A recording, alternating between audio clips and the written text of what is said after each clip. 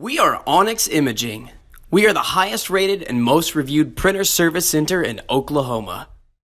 Hey there YouTubers, it's your girl Brett over here at Onyx. Today I'm going to show you how to change your drum, and I'm working with a Dell B3460DN.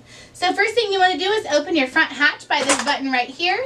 That'll pop it open. This first thing right here is going to be your toner, so remove that, set it to the side, and then you have this little lever right here. Go ahead and just pull that, and it'll pull your drum out. Set this to the side. You'll unbox your new one, and then it has arrows, little blue arrows, and you can follow the guides.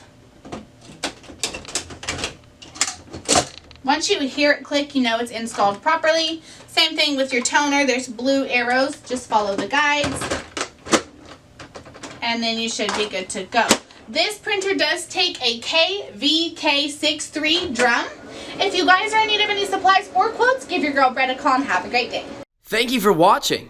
If you're interested in how you can receive free labor on all of your service calls, as well as how to qualify for free printer upgrades, contact us today.